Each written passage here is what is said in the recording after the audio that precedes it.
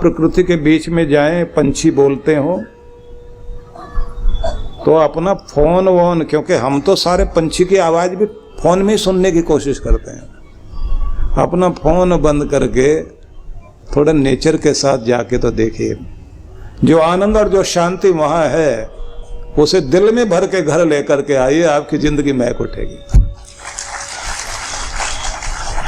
हाँ, मिक्स मत करना, क्योंकि आजकल गानों में भी रीमिक्स चलता है ना, चीजें जोड़ लेते हैं, भर लेते हैं। हम क्या करते हैं, दिमाग में थोड़ा थोड़ा तनाव और थोड़ा थोड़ा बाहर देख रहे होते हैं। हाँ, सूरज ढल रहा है, अच्छा लग रहा है, उसके बाद फिर अंदर की परेशानी याद करेंगे। दोनों को मिक्स मत करो, दिमाग को खाली करके फिर प्रकृति को देखिए, बड़ा आनंद आएगा आपको। तो इसलिए आपको ये बताना चाह रहा हूं कि जो सुख दुख में सम रहना सीख गया, और भगवान आगे एक शब्द कह रहे हैं, क्षमी, जिसको क्षमा का गुण आ गया, कहते हैं वो मेरा प्रेम पात्र बन जाता है। घरों की लड़ाइयों में, जीवन के व्यवहार में ये एक बात बहुत दुखद होती है, हम गांठ बांध के बैठे हुए होते हैं, दूसरे को माफ करना नहीं जानते। कभी कभी अपनी गलती नहीं भी हो और तब भी आप झुक जाएं, माफी मांग लें, तो उसका मतलब ये नहीं है कि आप गलत हैं, इसका मतलब ये नहीं है कि आप हार गए हैं, उसका मतलब ये भी नहीं है कि आप कमजोर पड़ गए। उसका मतलब ये होता है कि आपको अपनी ईगो से ज्यादा अपना रिश्ता पसंद है। आप अपने आप को झुकता हुआ देखना जरूर चाह रहे हैं, लेकिन अपने रिश्ते को टूटता हुआ नहीं देखना चाहते। कोशिश करो अपने रिश्ते निभा लिए जाएं, क्योंकि संपूर्ण तो कोई भी नहीं है, और यहां से वहां अच्छा नहीं है, इससे वो बेहतर नहीं है। हर घर के आगे एक पर्दा पड़ा हुआ है जो देखने में लगता है कि बहुत वो घर खुशहाल है, लेकिन जहां भी देखोगे कुछ न कुछ कमी हर घर में है। इसलिए जो आप हैं बहुत अच्छे हैं, जो आपके हैं वो बहुत अच्छे हैं, बस आपस में आनंद से रह लीजिए, एक दूसरे के साथ खुशी मना लीजिए, तो आपकी जिंदगी में आनंद रहेगा, नहीं तो आप दुखी होते रहोगे। इसलिए तुलना मत करिए, गलतियां हो जाएं किसी की तो माफ कर देना, गांठ मत बांधना, और हो सके बोल चाल बंद मत करना। आपस में बातचीत जारी रहेगी ना, तो अंदर की पीड़ा कम रहेगी। लड़ाई हो जाती है आपस में तो बोल चाल मत बंद करो। ज्यादा पढ़े लिखे होते ना 15-15 दिन तक, महीनों तक नहीं बोलते। एक घर में तो मैंने देखा पति पत्नी ने 1.5 साल तक बात नहीं करी आपस में, नाक का सवाल था। और जहां बोलेंगे नहीं तो वहां कनखियों से तो देखते हैं ना, सारा ध्यान उसी में रहता है, ये कर क्या रहा है। बड़प्पन का परिचय दीजिए व्यवहार में भी। और भगवान ये कह रहे हैं कि जब तुम क्षमाशील हो जाते हो ना, तब मेरी कृपाएं तुम्हारी तरफ पहुंचती हैं। और दूसरों को मान देने वाला वही तो होता है जिसके अंदर अपनी ईगो प्रॉब्लम नहीं होती, सवाल लड़ाई का नहीं बनाता। एक बहुत अच्छे संत हुए हैं, अभी नहीं रहे वो, युवाचार्य आचार्य महाप्राज्ञ, आचार्य तुलसी के शिष्य थे। अपने गुरु को बहुत मान दिया उन्होंने, अपने गुरु के सम्मुख इतने अदब से, इतने आदर से पेश आते थे, क्योंकि जो भी कुछ था वो समझते थे कि सब कुछ मेरे पास मेरे गुरु का ही है। और बहुत योग्य विद्वान, बहुत योग्य विद्वान, बहुत लिखा उन्होंने, बड़ा अद्भुत लिखा। तो किसी ने उनके, क्योंकि एक समय ऐसा आ गया, आचार्य तुलसी ने अपने शिष्य को अपनी गद्दी पर बैठा दिया अपने सामने, और खुद को मुक्त कर लिया सब दायित्वों से। तो एक जगह जब उनका कार्यक्रम हुआ तो लोगों ने बहुत तारीफ की उनकी, और लोग बोलते समय कह देते हैं आप तो अपने गुरु से भी बहुत आगे चले गए हैं। तो वो क्या कहते हैं, मैं तुम्हें 9 फुट का दिखाई दे रहा हूं, पर मैं हूं 3 फुट का। वैसे वो 5-6 फुट के थे कि मैं तुम्हें 9 फुट का दिखाई दे रहा हूं, लेकिन हूं 3 फुट का, क्योंकि मेरे सदगुरु 6 फुट के हैं। उन्होंने 3 फुट वाले को कंधे पे बैठा रखा है, उनके कारण मैं ऊंचा दिखाई दे रहा हूं। ये जो ऊंचाई दिखाई दे रही मेरे सदगुरु के कारण है।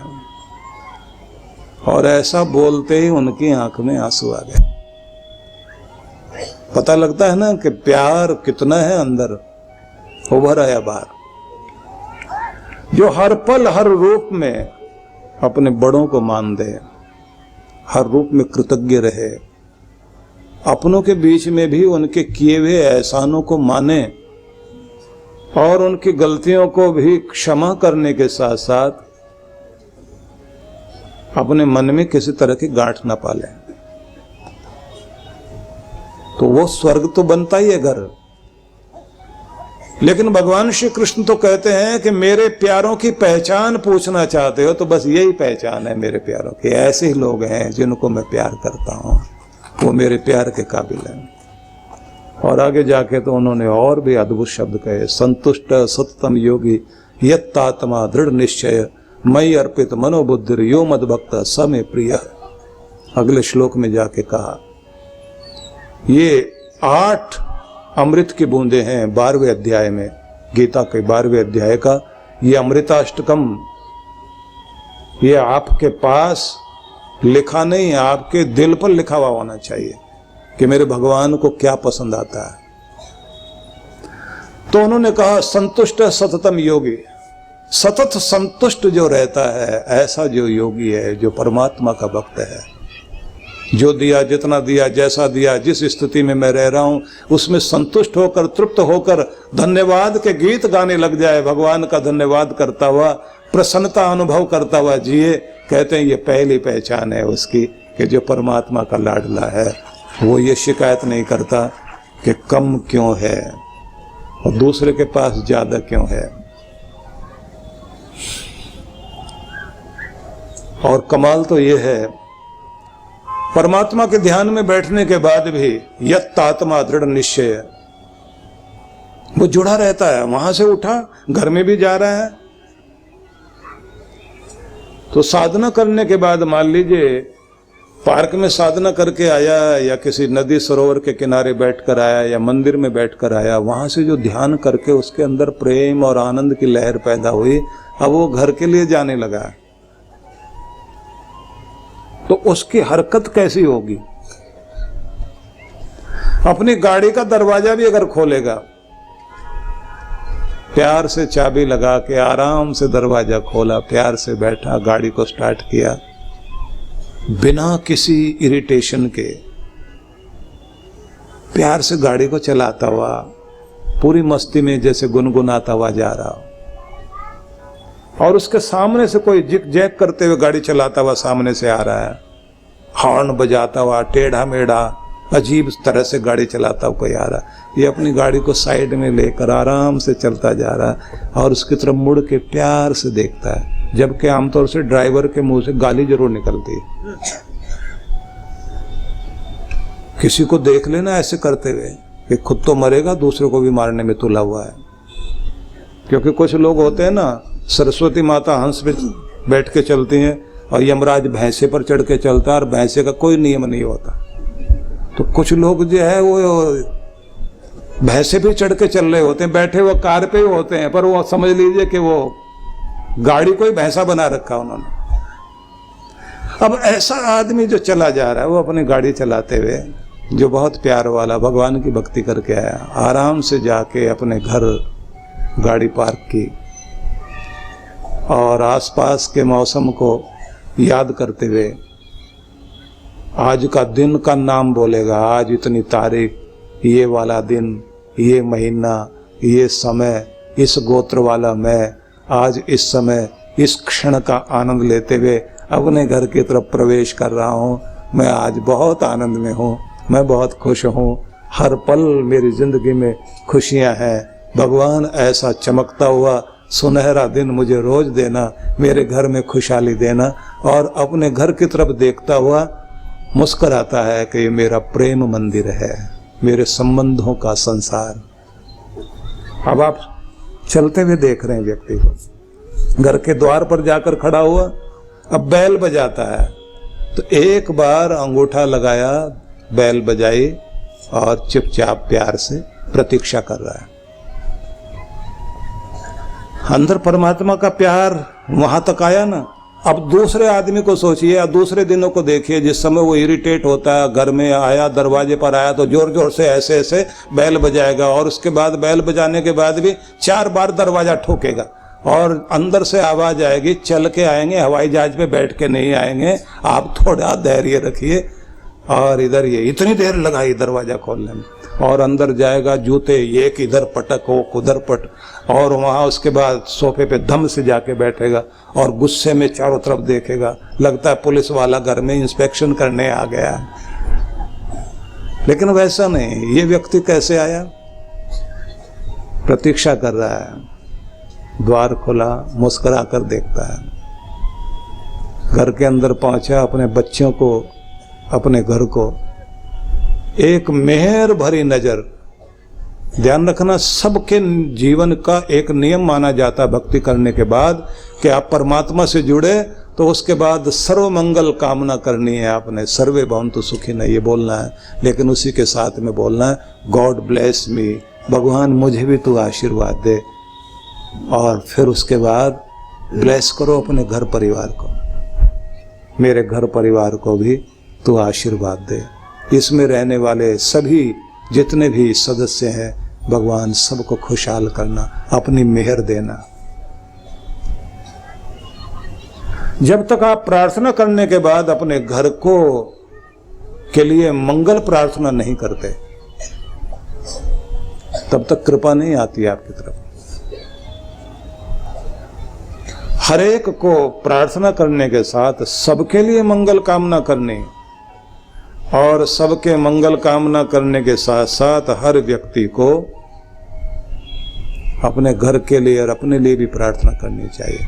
मेरे साथ बोलिए सभी, सर्वेषां स्वस्तिर् भवतु, सर्वेषां शांतिर् भवतु, सर्वेषां पूर्णं भवतु, सर्वेषां मंगलम भवतु, लोका समस्ता सुखिनो भवन्तु। इसके बाद बोलना चाहिए, सर्वे भवन्तु सुखिनः सर्वे सन्तु निरामया। ये प्रार्थना करनी चाहिए। इससे क्या होता है, हमारा सब रूपों में मंगल होता। फिर सर्व मंगल मांगल्ये शिवे सर्वार्थ साधिके शरण्ये त्र्यंबके गौरी नारायणी नमोस्तुते। उसके बाद मंगलम भगवान विष्णु, मंगलम गरुड़ध्वज, मंगलम पुंडरीकाक्ष, मंगलाय तनो हरि। ये बोलना चाहिए। आज से बोल के देखना, आपके घर का ओरा ठीक होना शुरू हो जाएगा। वैसे तो अपने घर का ओरा ठीक करने के साथ साथ आपको एक चीज और करनी चाहिए, घर में धुनी देनी चाहिए। धुन में रहना, धुनी देना और ध्यान में बैठना, ये भक्तों का नियम होता है। धुन में रहना मतलब गीत चलता रहे अंदर, धुनी रमाना, 4 चीजें होती है ना, गूगल, चंदन पाउडर, गुड़ की शक्कर और लोबान। बस ये चारों चीजों का मिक्स जो पाउडर है वो आपने आहुति देनी चाहिए। सबसे बढ़िया है गौ के गोबर का उपला लेकर आओ, तो उसको लेकर आइए और गैस पर जला लो। जब उसमें आग सुलग जाए ना, अच्छी तरह आग लग जाए, तो फिर थोड़ा सा घी डालिए और फिर अपना गुरु मंत्र बोलकर आहुतियां दें। 7 दिन की 7 आहुति, या नवग्रह की नाव आहुति। नवग्रह ऐसे याद नहीं हो तो ऐसे बोल लीजिए, पहला दिन रविवार वाला है ना, सूर्याय नमः, अगला सोमाय नमः, फिर मंगलवार को बोलते हैं भोम, भोमाय नमः, बुधाय नमः, बृहस्पतये नमः, शुक्राय नमः, शनिदेवाय नमः।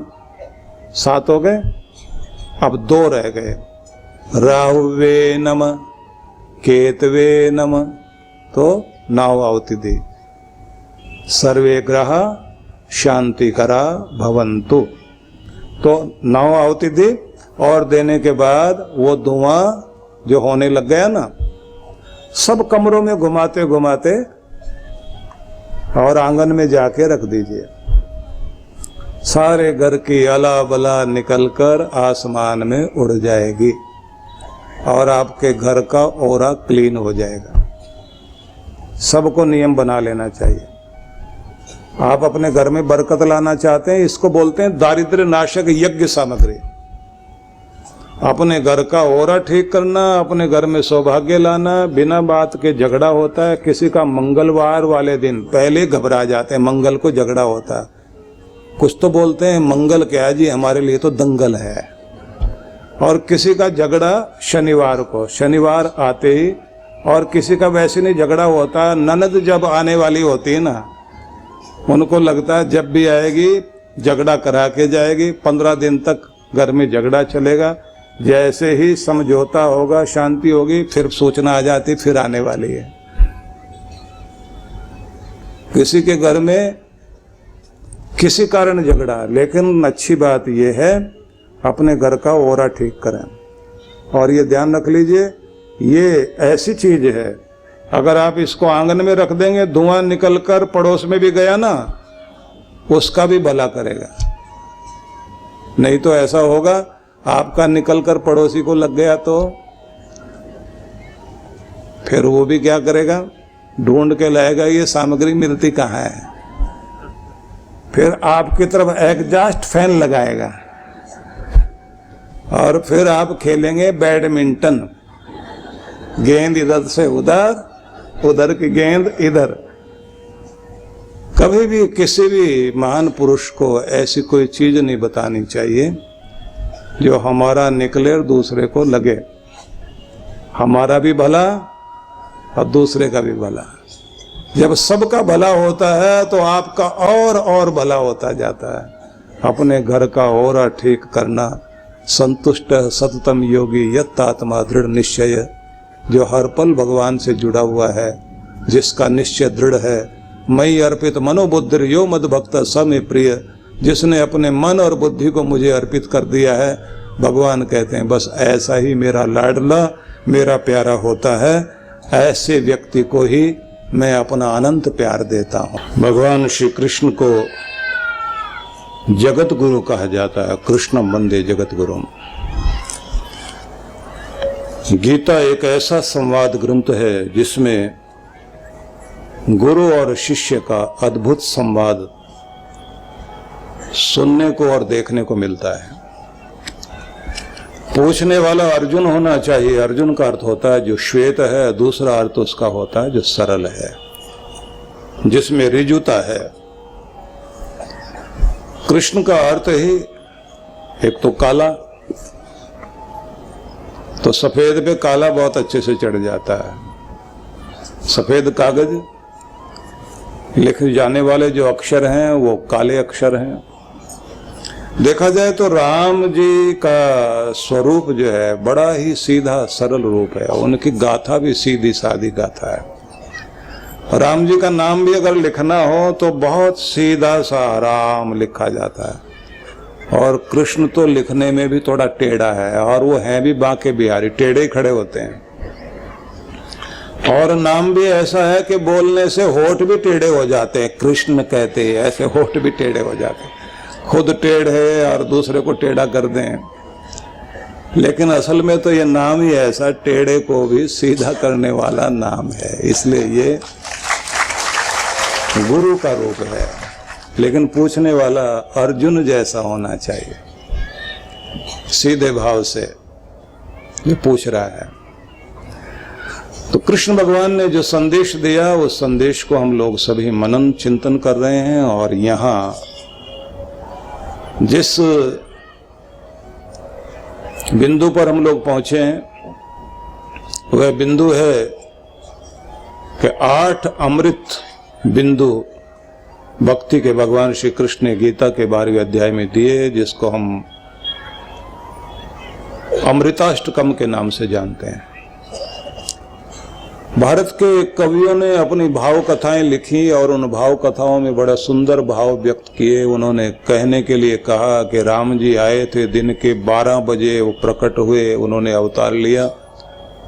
क्योंकि वो सूर्यवंशी थे तो सूरज के पहरे में आए। सूर्य का जब तेजस्वी रूप प्रचंड था, मार्तंड जब आकाश में पूर्ण शिखर पर था, उस समय दिन के 12 बजे राम जी प्रकट हुए। उनका अवतार दिन में हुआ।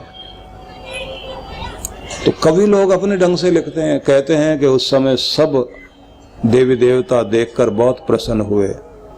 एक देवता ऐसे थे जिनके आंसू धरती पर गिर रहे थे, और राम जी पूछ रहे हैं कि भाई तुम रो क्यों रहे हो? तो रोने वाले थे चंद्रमा। उनकी आंख में आंसू थे। बोले हम आपके दर्शन कर ही नहीं सकते, क्योंकि हम तो रात में आते हैं, आप दिन में आ गए। हमें आपसे बहुत लगाव है, लेकिन दर्शन की इच्छा है। राम जी प्रसन्न करने के लिए, क्योंकि राम जी का स्वभाव बड़ा सरल है, उन्होंने कहा कि मैं आऊंगा, एक बार तुम्हारे पहरे में भी आऊंगा। तो अगला अवतार जो हुआ वो कृष्ण का अवतार हुआ, और वो रात को 12 बजे आए। लेकिन जब उन्होंने कहा ना कि मैं फिर आऊंगा, तुम्हारे शासन काल में भी आऊंगा, रात में भी आऊंगा, लेकिन फिर भी आंसू नहीं रुके चंद्र के। राम जी बोले अच्छा इतना प्यार करते हो ना तुम, मैं अपने नाम के आगे तुम्हारा नाम लगा लेता हूं। तो रामचंद्र कहलाने लगे। अब आप देख लीजिए, और सारे भाई हैं, कोई भरत चंद्र नहीं है, लखन चंद्र नहीं है, राम जी ही रामचंद्र हैं। और अगला अवतार जब लिया तो रात को 12 बजे आए, क्योंकि अपने प्यार करने वालों को कितना प्यार देते हैं कि उन्होंने चंद्र नाम साथ जोड़ लिया। और हैं सूर्यवंशी, सूर्यवंशी राम जी। और बाद में फिर आए चंद्रवंश में, आए तो रात को 12 बजे आए, लेकिन रात्रि में अवतार लेने का मतलब ये हुआ कि उनके जीवन लीला में सबसे महत्वपूर्ण कड़ी रही कठिनाइयां इतनी कि उनके आने के समय में ही किसी के आने पर स्वागत के लिए कितना कुछ धूमधाम होती है। उन्हें तो मारने के लिए ही लोग चारों तरफ खड़े हुए, उनके अपने ही। लेकिन सबसे बड़ी बात जो कृष्ण का धर्म समझाता, कृष्ण धर्म बड़ा अद्भुत है। उन्होंने क्या समझाया कि कठिनाइयां कितनी भी हो, बहादुरी ये है कि लांघते जाओ, मुस्कुराते जाओ और आगे बढ़ते जाओ। इसलिए कृष्ण रोते हुए नहीं दिखाई देते, आनंद में रहते हैं। तो भगवान श्री कृष्ण की जो गाथा है वो तो अद्भुत है ही है। और उस गाथा में जो सबसे ज्यादा महत्वपूर्ण है, जो उन्होंने हमारे लिए कहा, हमें जो उन्होंने दिया, वो बहुत अद्भुत संदेश दिया। तो गीता उनका अमृत संदेश है। तो जहां हम चले थे, भगवान ने कहा संतुष्ट है सततम योगी यत्तात्मा दृढ़ निश्चय मई अर्पित मनोबुद्धि यो मद भक्त स में प्रिय। वह व्यक्ति जो सदा संतुष्ट रहता हो। संतुष्ट सततम योगी, निरंतर संतुष्ट रहता हो। योगी मतलब ऐसा जो ध्यानी है, ध्यान में जो स्थिर है। यतात्मा दृढ़ निश्चय, और जो आत्म संयत है, आत्म केंद्रित है, अपने अंतर में स्वयं को नियंत्रित किए हुए है, और जिसका निश्चय, जिसका संकल्प बहुत ही दृढ़ है, जिसका संकल्प कोई हिला नहीं सके, और जिसके मन में उठने वाली समस्त इच्छाओं की तरंगें उसने अपने भगवान को अर्पित कर दी हो, और उसको जो दिमाग भी काम करता है ना, अक्ल, अपना दिल और दिमाग सब भगवान को अर्पित कर दिया हो। ये दिल भी तुम्हारा, ये दिमाग भी तुम्हारा, मेरा मन भी तुम्हारा, मेरी इच्छाएं तुम्हारी, मेरा पूरा निश्चय तुम्हारे लिए, और मैं हर पल तुम्हारी और जुड़ा हुआ हूं। ऐसा भाव रखने वाला जो है, कृष्ण भगवान कहते हैं स में प्रिय, बस वही मेरा प्यारा है, कि मैं उसे बहुत प्यार करता हूं। तो विचारणीय ये है कि भगवान कहते हैं कि जो सदा संतुष्ट रहे, निरंतर संतुष्ट रहे, भगवान के दिव्य प्रसाद को स्वीकार करके शांत भी हो, संतुष्ट भी हो, तृप्त भी हो, उसके दिव्य में खुश रहना जानता हो। आसान बात नहीं है। जो कुछ भी हमारे पास है उसको पाकर हमारे अंदर और पाने की चाह तो होती है, और अगर कुछ कम हो तो बेचैनी बहुत ज्यादा होती है। आपके मुख के अंदर 32 दांत हैं, उनमें से अगर एक ना रहे तो जीभ बार बार वहीं जाती है और उसी को छेड़कर कहती है बस ये वाला कम है, ये कम है, ये कम है, ये कम है। जीभ को कहें कि 31 और हैं, वहां जाओ ना, वो वहां जाएगी, जाके फिर वहीं आ जाएगी, ये कम है, ये कम है, ये कम है। उसे फिर बीच में रोको कि नहीं इधर नहीं, इधर वालों के पास जाओ, फिर जाएगी उधर, जाते फिर वहीं उसी को छेड़ती है, इसके का ये वाला, ये नहीं है, ये नहीं। ये तो जीभ करती है, और मन क्या करता है? जो आपके पास है उसको तो गिनता ही नहीं। 100 में से एक कम हो जाए तो वो 99 को, 99 को गिनता ही नहीं। जो एक कम है, 99 गिनने के बाद कहता है ये और दे दो, और जैसे 100 पूरे कर दिए जाए फिर कहते हैं अगर 101 हो जाए तो फिर कितना मजा आएगा। रुकने ही नहीं देता, कहीं दौड़ता रहेगा। सबसे ज्यादा तो हमारा ध्यान अपने अभाव में जाता है, और उसके बाद कहां जाता है? दूसरे के प्रभाव में जाता है। मेरे पास ये नहीं है, दूसरे के पास ये है, वो आगे क्यों? तो अपना अभाव सताएगा, दूसरे का प्रभाव सताएगा, और खुद का गंदा स्वभाव भी रुलाएगा। और ठीक रहो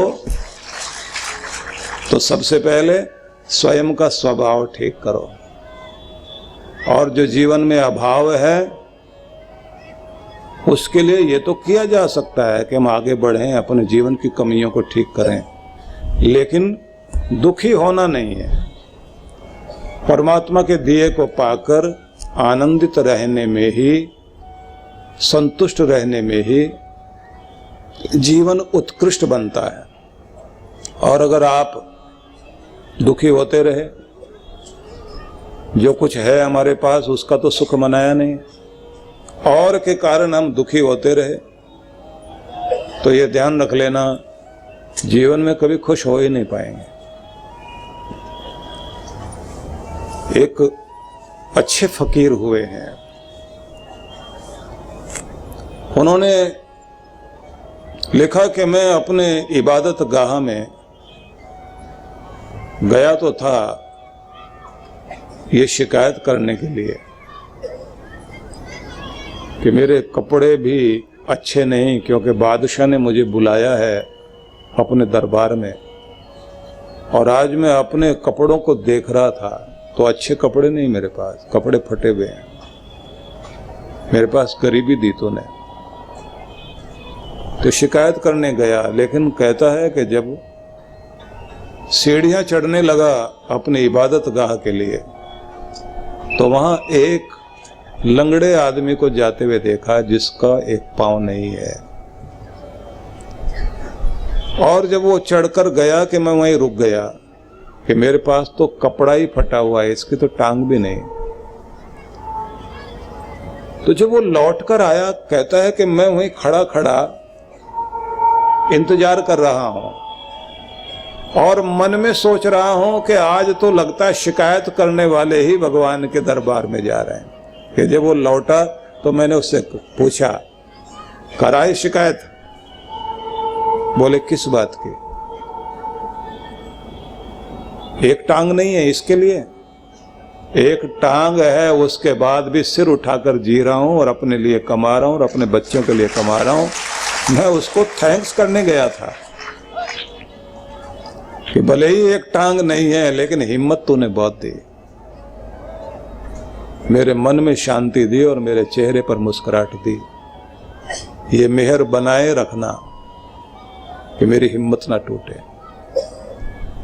कहता है कि उसके बाद जब मैं गया ऊपर तो मैं जाकर बहुत रोया और मैंने कहा, इतना सुंदर शरीर तूने दे दिया, मैंने उसका शुक्र तो मनाया नहीं, उसका धन्यवाद तो किया नहीं, कपड़ा फटा हुआ है इसकी शिकायत करने आ गया, मैं तो तेरे दर पर आने के लायक भी नहीं हूं।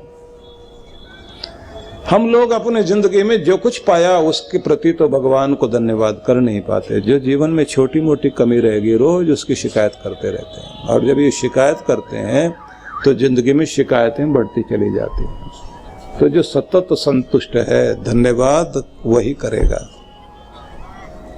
जो अंदर से संतोष मनाकर सब्र करके जिंदगी में, और कहता है लाखों लोगों से अच्छी हालत में हूं मैं, मेरे से लाखों लोग मेरे से भी पीछे हैं। ठीक है मैं लाखों लोगों से पीछे हूं लेकिन बहुतों से आगे भी तो हूं। जिनसे आगे हूं तो इसका मतलब अपने कर्म से नहीं तेरी कृपा से आगे हूं। भगवान तेरा लाख लाख शुक्र। संतुष्ट रहना और धन्यवाद करना। भगवान ने जब ये कहा संतुष्ट रहना और शब्द दिया योगी, ध्यान में स्थिर रहना, भगवान की वंदना करने वाला। वैसे तो देखा जाए तो सीढ़ी का पहला पायदान यही है कि तृप्ति आएगी, संतुष्टि आएगी तो धन्यवाद भी करोगे, मन भी भगवान से जुड़ेगा। शिकायत वाला आदमी शिकायत करता रह जाता है, वो भक्ति नहीं कर पाता। तो संतुष्ट रहिए, भगवान से जुड़े रहिए। अगला शब्द बहुत ही अद्भुत है, यत आत्मा दृढ़ निश्चय।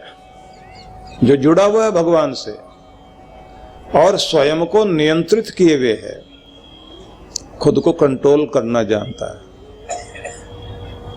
ये बात सोचने योग्य है। खुद पर नियंत्रण लगाए और खुद को जोड़े रखे।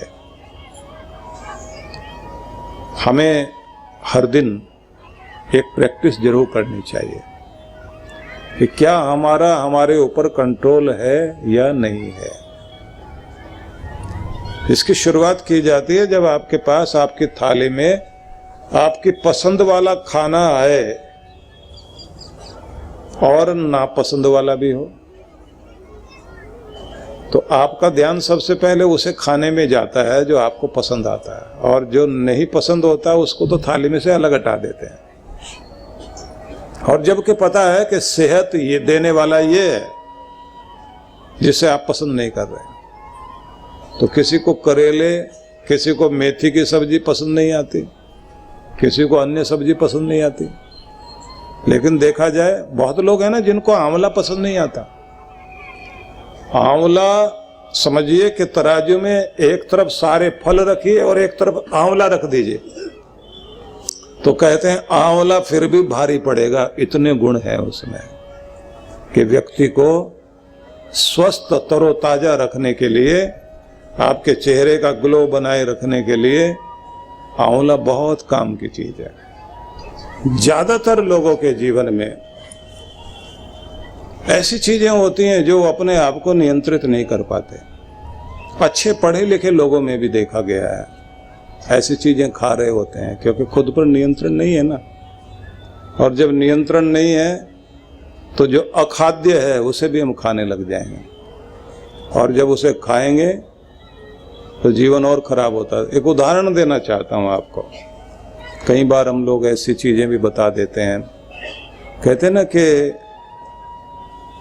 भांग का खेत था। भांग तो समझते हैं ना आप लोग, ऐसी चीज तो वैसे भी समझ में आ जाती है।